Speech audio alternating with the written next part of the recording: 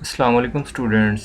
इस वीडियो में हम डिस्कस करने वाले हैं प्रोग्रामिंग फंडामेंटल्स। ये जीसीएफ की जो कोर्स आउटलाइन है प्रोग्रामिंग फंडामेंटल, ये फर्स्ट सेमेस्टर में भी होती है या सेकंड सेमेस्टर में, ये सेमेस्टर में चेंज होती रहती हैं। ये कभी फर्स्ट सेमेस्टर में आ जाती है, कभी सेकंड सेमेस्टर में। तो हैज़ बिल्कुल सेम यही प्रोग्रामिंग फंडामेंटल्स। इसके बारे में हमने आज डिस्कस करना है, प्रोग्रामिंग फंडामेंटल्स है क्या और इसकी कोर्स आउटलाइन में जो गिवंस आउटलाइन है उनको किस तरह से एक स्टूडेंट प्रिपेयर कर सकता है आसानी के साथ। तो सबसे पहले हमने देखना है कि आउटलाइन में जो हमें आउटलाइन दी हुई है कोर्स आउटलाइन में, जिसकी हमने प्रिपरेशन करनी है वो क्या है, क्योंकि उन्हीं के मुताबिक हमने तैयारी करनी है और उसी के मुताबिक ही हमारा जो पेपर्स है वो बनने वाला है। तो चलिए हम इसकी तैयारी करते हैं। इसकी तैयारी करने के लिए हमें क्या करना पड़ेगा, आउटलाइन को हमने लेक्चर में डिवाइड किया है। जो फर्स्ट आउटलाइन है overview of computers and programming, उसके बाद ओवरव्यू ऑफ लैंग्वेज, जो एग्जांपल के तौर पर उसने सी लैंग्वेज दी हुई है। उसके बाद basic of structures, modulus, programmings, ये हमने डिस्कस करने हैं टॉपिक वाइज जिस तरह उसने दिए हुए हैं। तो overview of computers and programming हमने पढ़ना है। सबसे पहले overview of computer and programming, ये प्रोग्रामिंग फंडामेंटल्स है। इसमें आपका एक लैब भी होती है, इसका क्रेडिट आउट 4 होता है। तो इसका एक आपको प्रैक्टिकल्स भी देना पड़ेगा। प्रैक्टिकल्स में क्या होता है, सिर्फ थियोरेटिकली होगा, आपका लैब नहीं होगी। तो लैब वगैरह आप कॉलेज वगैरह में, यूनिवर्सिटीज़ वगैरह में आप वहाँ से प्रिपरेशन कर सकते हैं इसकी। तो चलिए हमारा जो पहला लेक्चर है overview of computer and programming, हम उसकी तरफ चलते हैं। Overview of computer and programming, overview of, सबसे पहले हमने क्या करना है, ओवरव्यू करना है कंप्यूटर्स का। बेसिकली कंप्यूटर्स है क्या, एक कंप्यूटर्स के बारे में हमने पढ़ना है कि कंप्यूटर किस तरह से काम करता है और कंप्यूटर है क्या। तो कंप्यूटर की अगर हम डेफिनेशन करें, computer is an electronic data processing device which accept and storage data input, process the data input and generate the output in a required format। Computer क्या है, कंप्यूटर एक इलेक्ट्रॉनिक डिवाइस है जो data को input के तौर पर receive करती है और प्रोसेस होने के बाद आउटपुट के तौर पर इंफॉर्मेशन हमें आउटपुट डाटा को जो प्रोसेस करते हैं, प्रोसेस होने के बाद जो आउटपुट हमारे पास मिलती है उसको हम इंफॉर्मेशन कहते हैं। तो यहाँ पर जो रिक्वायर्ड फॉर्मेट है, फॉर्मेट इसका मतलब है कि अगर हम डाटा, जिस तरह का हम डाटा दे रहे हैं उस तरह का हम चाहते हैं, जिस तरह का हम आउटपुट लेना रिक्वायर्ड कर रहे हैं उस तरह की हमें फॉर्मेट मिलती है। तो इसमें अब जो डाटा और इन्फॉर्मेशन का कंसेप्ट है, वो डाटा और इन्फॉर्मेशन क्या होती है। Data is defined as facts और फिगर्स और इन्फॉर्मेशन। डाटा क्या है, एक फैक्ट और फिगर्स हैं दैट स्टोर इन और यूज्ड बाय अ कंप्यूटर, जिसे हम कंप्यूटर के ज़रिए स्टोर करते हैं, कंप्यूटर में स्टोर करते हैं और जब हमें ज़रूरत पड़ती है तो उस डाटा को यूज़ करके प्रोसेस करने के बाद एक इन्फॉर्मेशन आउटपुट बनाते हैं। तो डाटा प्रोसेस किस तरह से होता है, examples of data is information collections for research papers and examples of data is an emails। For example एक हमारे पास डाटा है, डाटा पिक्चर्स की शक्ल में भी हो सकता है, नंबर्स की शक्ल में भी हो सकता है, नेम्स वगैरह की शक्ल में भी हो सकता है। फॉर एग्जाम्पल हमारे पास कोई नेम दिया हुआ है, स्टूडेंट्स का, एम्प्लॉयज़ का, कॉलेज वगैरह यूनिवर्सिटीज़ वगैरह में स्टूडेंट्स का एक नेम होता है, तो कंप्यूटर्स वगैरह में दर्ज किए होते हैं नेम। हम खाली डाटा को देखकर जज नहीं कर सकते कि ये डाटा किस रिलेटेड है, ये क्या मीनिंग देता है और किस लिए यूज़ होता है। तो खाली नेम से हम डिसाइड नहीं कर सकते हैं। तो डाटा को कोई हम नाम नहीं दे सकते जो हमारे पास पड़ा होता है उसमें। तो उसके बाद इन्फॉर्मेशन क्या है, इन्फॉर्मेशन इज अ प्रोसेस्ड, जब डाटा को प्रोसेस करने के बाद जो हमारे पास आउटपुट आती है वो हमारे पास क्या होती है, एक इन्फॉर्मेशन को हम मीनिंगफुल नेम दे सकते हैं। फॉर एग्जांपल जहाँ हमारे पास नाम्स और नंबर्स वगैरह पड़े हुए थे, अगर हम उनको एक प्रोसेस कर दें, प्रोसेस का मतलब क्या है कि हम उसको एक एडजस्ट कर दें, जैसे कि रिज़ल्ट के तौर पर अगर हम उसकी एक लाइनिंग कर दें, टेबल बना दें, टेबल में हम उसकी नंबरिंग दे दें, नंबरिंग देने के बाद उसका नाम दे दें, स्पेसिफिक एक पर्सन का जब नाम दिया जाएगा तो उसके सारे जो नंबरिंग्स हैं, रिज़ल्ट हैं, बुक्स हैं, वो शो हो रही होंगी। तो उस प्रोसेस होने के बाद जो हमारे पास एक इन्फॉर्मेशन आ रही थी वो रिज़ल्ट था। तो रिज़ल्ट के तौर पर जो हमारे पास कम्प्लीटली इन्फॉर्मेशन आ गई, मतलब इस पर्सन है, ये पर्सन क्या कौन है, इसका ये रिज़ल्ट है, इसकी नंबरिंग क्या है, वो हमारे पास एक इन्फॉर्मेशन मिल जाती है, हमें पता चल जाता है कि ये क्या चीज़ है, तो उसको हम इन्फॉर्मेशन कहते हैं। तो डाटा क्या है, इन्फॉर्मेशन क्या है, इसका तो आपको कंसेप्ट पता चल गया होगा। उसके बाद फंक्शनैलिटी ऑफ सोफा कंप्यूटर्स का मतलब डाटा, जो कंप्यूटर्स हमारा है वो डाटा को किस तरह से रिसीव करता है, किस तरह से प्रोसेस करता है और किस तरह से आउटपुट के तौर पर हमें इन्फॉर्मेशन जो देता है, उसका हम कंसेप्ट इसमें से पढ़ते हैं step by step. For example मैं इसमें data text data as input देता हूँ एक कंप्यूटर्स को फर्स्ट स्टेप में। उसके बाद store the data instructions in memory. उसके बाद मैं क्या करता हूँ, कंप्यूटर्स में हमारे पास मेमोरी होती है, मेन मेमोरी, सेकेंडरी मेमोरी, उनमें हम क्या करते हैं, डाटा को स्टोर करते हैं। उसके बाद प्रोसेस करते हैं डाटा को थर्ड स्टेप में। उसके बाद जनरेट द आउटपुट, आउटपुट एक जनरेट कर लेते हैं, जैसे कि ये फिगर्स में दिखाया हुआ है। तो हमने सबसे पहले ये पढ़ लिया हमारे पास क्या होता है, इन कंप्यूटर्स क्या होता है, कंप्यूटर की डेफिनेशंस क्या है, उसके बाद उसमें जो डाटा इन्फॉर्मेशंस है वो क्या है, और ये डाटा इन्फॉर्मेशंस प्रोसेस किस तरह से करते हैं, ये भी हमने पढ़ लिया। उसके बाद हमने पढ़ना है टाइप्स ऑफ कंप्यूटर्स। कंप्यूटर की जो टाइप्स हैं वो कितनी हैं और कौन कौन सी हैं।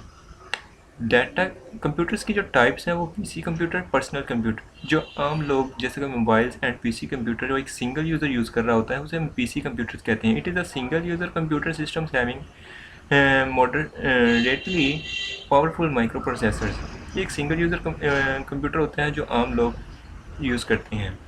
उसके बाद आ गया work station computer. It is also a single user computer system similar to personal computer, hardware has more powerful micro processor. ये वर्क स्टेशन ये इस तरह का कह लें कि एक सिंगल यूज़र ही होता है, जैसा कि ऑफिस वगैरह में एक पर्सन यूज़ कर रहा होता है किसी काम के लिए, हाई पावर्स के लिए, तो उसे वर्क स्टेशन कहते हैं।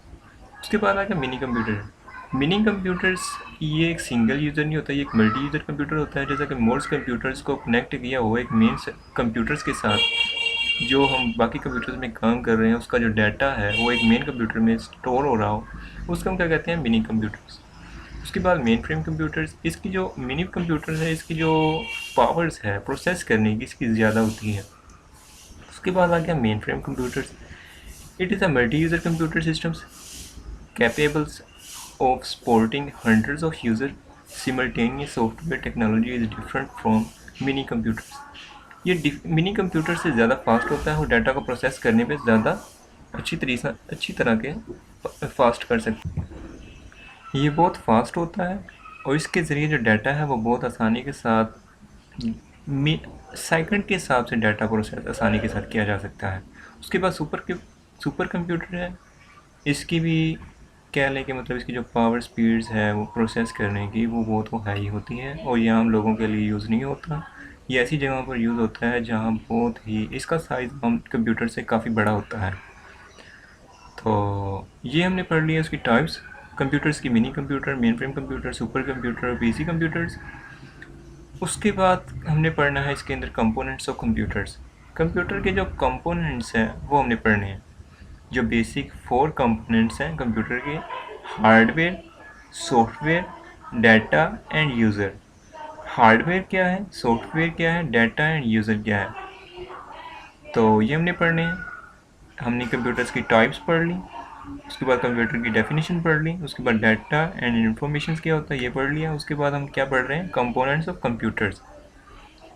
अब हार्डवेयर क्या है, hardware is the physical parts of components of a computer. Hardware क्या है कि एक फिजिकल पार्ट है कंप्यूटर्स का जिसको हम टच कर सकते हैं। कंप्यूटर के जितने भी पार्ट्स हैं जिसको हम टच कर सकते हैं वो हार्डवेयर के तौर पर कहलाते हैं।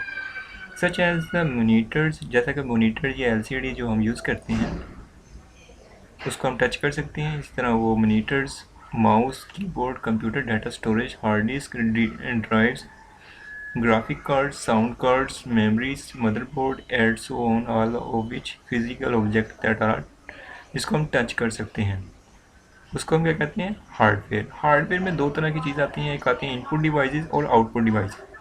अब क्वेश्चन में आ सकता है इनपुट डिवाइसेस कौन सी होती हैं उनके बारे में बयान करें, आउटपुट डिवाइसेस कौन सी होती हैं उनके बारे में बयान करें। तो हार्डवेयर की डेफिनेशंस, उसके बाद इनपुट डिवाइसेस कौन से होते हैं, आउटपुट डिवाइसेस कौन से होते हैं।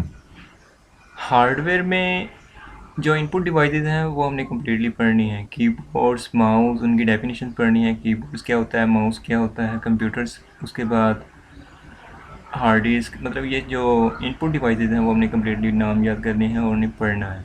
उसके बाद आउटपुट डिवाइसेस हमारे पास जो आती हैं, प्रिंटर्स हो गया, मॉनिटर्स हो गया, एलसीडी वगैरह, ये जो हमारे पास क्या है, ये आउटपुट डिवाइसेस हैं। तो हमारा पास पहला कंपोनेंट कंप्लीट हो गया। उसके बाद है second component, software. What is a software?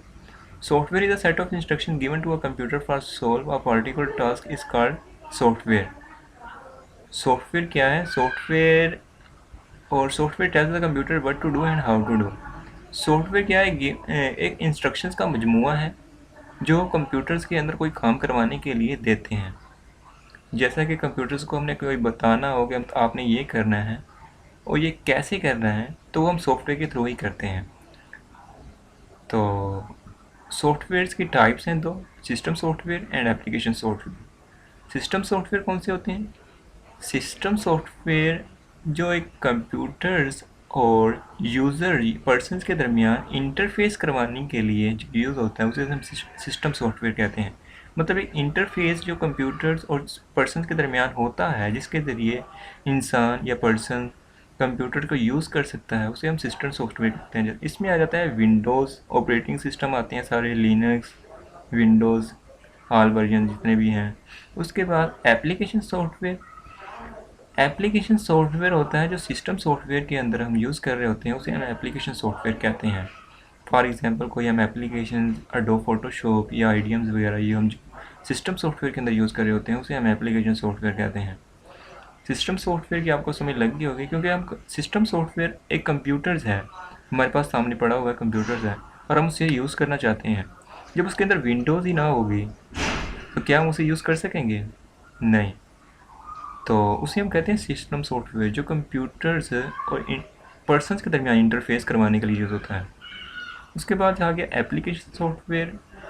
System software के अंदर हम सॉफ्टवेयर डाउनलोड करते हैं जिनको हम मुख्तलिफ काम करवाने के लिए उससे काम लेते हैं, उसे हम एप्लीकेशन सॉफ्टवेयर कहते हैं।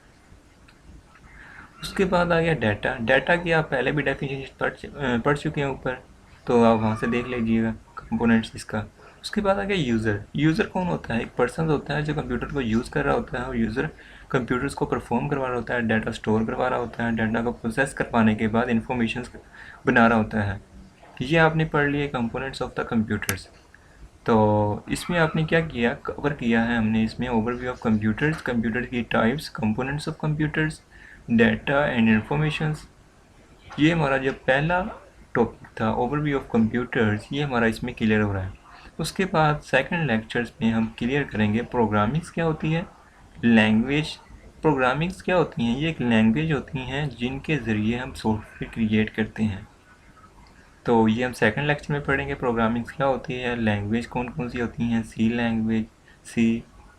तो यकीन है मुझे कि आपको कम्प्लीटली इन्फॉर्मेशन मिल गई होगी जिन ओवरव्यू ऑफ कंप्यूटर के लिहाज से। तो अगर आपको मेरी वीडियोस अच्छी लगी हो तो मेरी वीडियोस को लाइक और सब्सक्राइब करना मत भूलिएगा। Okay, thank you.